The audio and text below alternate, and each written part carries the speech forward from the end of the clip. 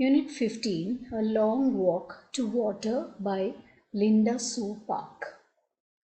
Linda Sue Park is a renowned American author of children's literature, and this is a work where she highlights the situation in South Sudan. That is, it is actually set between two periods of time. One is in 1985, which focuses on a character named as Salvadat, and the other one is in 2008, which focuses on another character called as Nya. This novel was actually inspired when Linda heard the true compelling story of Salva from her husband Ben Dobbin, who was working at a project called as Water for South Sudan. And it is at that time that she realized that here was a person who had suffered a lot when he was in Sudan, and after coming back to, not coming back, after coming to the United States, decided to give or help the people of his own country. So, this is the story that she writes for Salvadat and Nya. This is the first chapter of the novel. Okay, and as I already told you that there are two storylines, one that focuses on Salva Dutt, which is in 1985, and the other one, or the events starting from 1985, and the other one is on Nya, a girl named Nya. And the focus is on water, on the civil war, on South Sudan. And in the case of Salvadat, in 1985, he was actually separated from his family due to a civil war and ran out of village. And then he had to wander for a very long time period. He had to stay at refugee camps. He never got to know about his family except for one uncle, Uncle Jewel, who used to be a soldier, and this uncle was the one who actually took Salva and many other boys across the Nile River into Ethiopia, and they stay for some time at Ethiopia, but then uncle is actually murdered by the soldiers there. And then from once the government of Ethiopia falls down because they do not have a refugee camp left, he has to go to Kenya, and then he stays at Kenya, where he stays at two different refugee camps until his mid-20s. And then you will find that he starts to learn and write English from a foreign aid worker named Michael. And later, Salva was adopted by a white couple named Chris and Louis, and he migrated to Rochester. And in 2003, he starts his college. He learns news that his father, his mother, and two sisters are alive, though the brothers were killed in the civil war. So he is unable to return to his village, but he helps. In the novel, you'll find that he decides to help the people of southern Sudan, and he starts a non-profit organization called as Water for South Sudan. And the second part of the novel, you'll find it actually alternates between 2008 and 9, and it focuses on a girl called as Nya, who spends a lot of time in getting water, and how in her village there is a mysterious man who comes and gets them water, helps them in building a well, and how their problem is solved. Now let's move on to the chapter. The first few paragraphs of this chapter focuses on Nya in southern Sudan in the year 2008, and it talks about her journey with a big plastic container, an empty container, going on long distances either sometimes dragging the container or maybe cradling the container with her two hands, or sometimes bumping it on the ground or swinging the container. And all this is actually said because the onward journey when she has to travel is something, it's actually an easy one, though she has to travel for a very long time, at least half a day. But the backward journey is something that is very difficult because it's filled with water from a pond, and it's considered as a dirty pond. Plus, it becomes difficult for her to carry it because it's heavy. That is the only thing that we find about her, about Nya, in the first part of this chapter.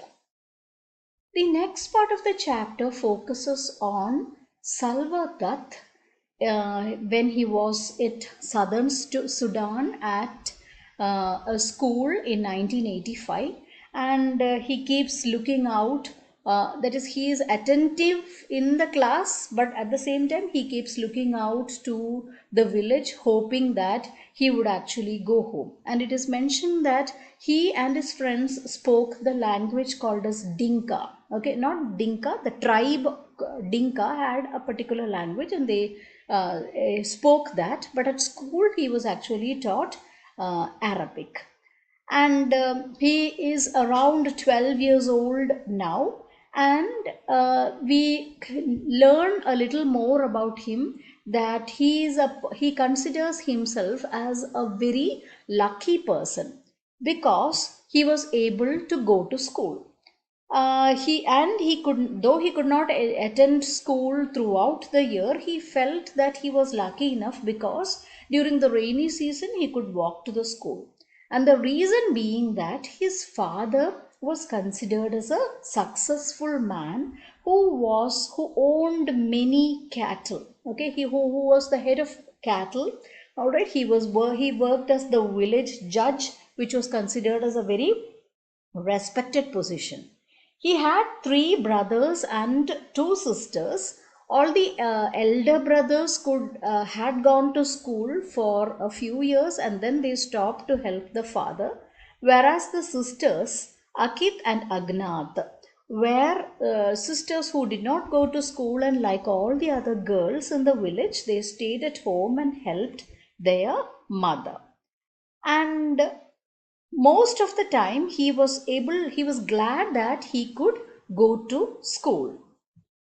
During some days, Salva would go along with his brothers or the sons of his father's other wives with the herds of cattle to long distances where there were water holes and where these cattle could actually graze.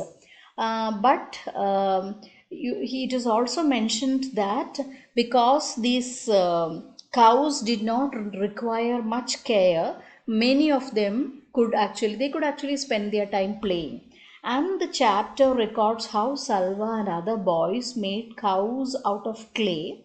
And it was decided that if you could make the largest amount of clay cows, then you would be considered as rich.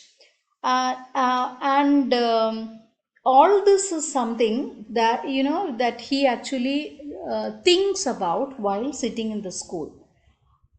And while sitting in the school, he also thinks about how he would practice with his bows and arrows with his friends, shooting at small animals, or sometimes if they could actually get their animals, how they would actually roast their animals on fire.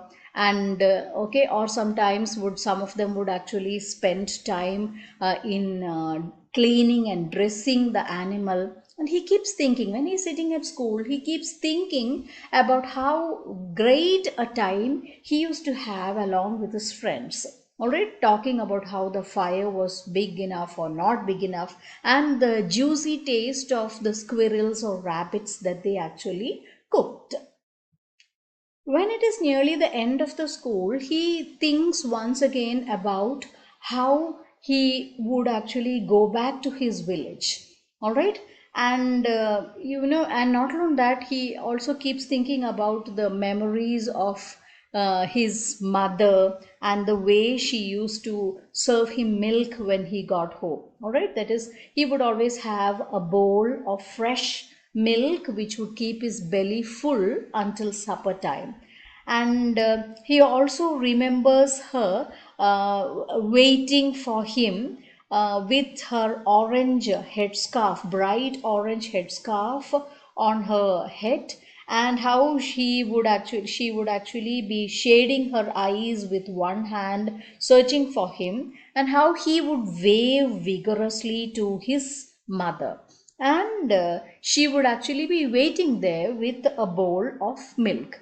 So, and then we are catapulted to another memory, which is a memory of gunshots. All right, so when he is at school, he along with all the others hear gunshots from the distance. All right, so everybody, the teacher asks all the children to crouch down, and then there is this crack, the fire, the sound of guns, and the teacher asks all the children to hide, and some of them actually hunches or maybe ducks downwards, and but some others are actually frozen with their eyes wide open. So when he actually looks, the teacher notices that there is gunfire from the part of the village, and therefore the teacher urges all the students to run. And now we are told by the author that about the civil war that had started 2 years earlier. Now, as a boy, Salva had not understood much about it, but he knew that there were rebels in the southern part of Sudan, where he and his family lived, and they were fighting against the government because these were a tribe in the northern part of Sudan, wanted the southern part of Sudan to give up their tribal beliefs and practice Islam. So this is the reason why the civil war had broken out between the northern and the southern part of Sudan. And because they were two different groups, they did not want to join the northern part, and they were fighting for their independence, and that is why there is this civil war. So now the rulers from the government officials from the northern part have come and attacked. So when he remembers this, he actually decides to scramble for his life. And because he is actually going along, the teacher has warned them to go along the bush and not in the direction of the village. All the children start running in the direction of the bush. And when he looks out, he also notices that there were a lot of people running. There were some men, there were children, there were women carrying babies, and the air was full of dust that had been kicked up by those who were actually running. And some of them, these men were also shouting and waving guns.